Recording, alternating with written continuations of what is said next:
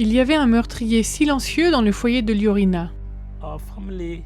Notre famille s'éteignait tout doucement à cause de notre façon de nous nourrir, car elle n'était pas saine pour notre corps.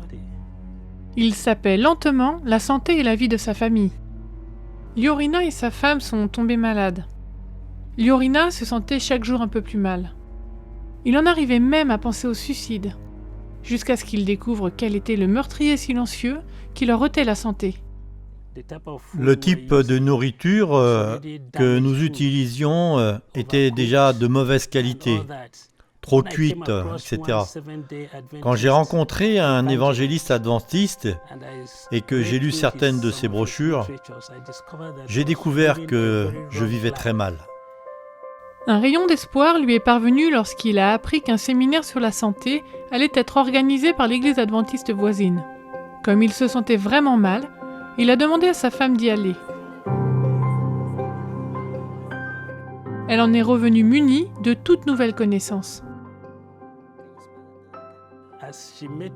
Me sentant très mal, elle a commencé à m'appliquer une thérapie à base d'eau qu'elle avait apprise là-bas. Elle n'avait jamais eu cette idée auparavant. Elle m'a fait des applications froides, puis chaudes, m'a beaucoup couvert, et peu de temps après, je me suis mis à transpirer. Nous avons appris à mener un autre style de vie. Les leçons apprises au séminaire sur la santé ont eu un énorme impact sur Liorina et sa femme. Leur terrain, qui auparavant était rempli de poulets, est maintenant vide. Tout autour de sa maison, Liorina a planté différentes sortes de plantes médicinales, comme le moringa et l'aloe vera, qui leur apportent la santé. Il tire aussi des avantages des fruits frais et des légumes qui poussent abondamment au Nigeria. Liorina vit à présent une vie heureuse et en bonne santé. Sa femme et lui sont des ambassadeurs de la santé, enseignant ce qu'ils ont appris à tous ceux qu'ils côtoient. Devant leur maison, ils ont entamé la construction d'un petit espace où ils peuvent parler des lois de la santé et de la Bible. Et y ont même créé un petit groupe d'études bibliques. Mais Liorina n'est qu'un habitant de la ville d'Abuja, qui abrite plus de 3 millions de personnes. Personnes qui pourraient avantageusement bénéficier d'un enseignement sur la santé. Ce trimestre, votre offrande du 13e sabbat aidera à construire un centre médical ici. Ce centre aidera à traiter les maladies et enseignera une meilleure façon de vivre aux habitants.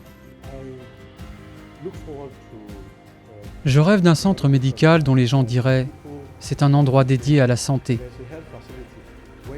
Et quand vous y allez, vous pouvez voir combien il y a d'amour entre les membres de l'équipe soignante.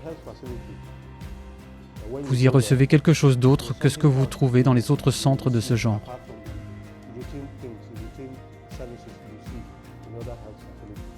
Nous vous demandons de prier pour le développement de ce centre de santé et pour les autres projets de ce trimestre. Merci de ce que vous ferez pour l'offrande du 13e sabbat.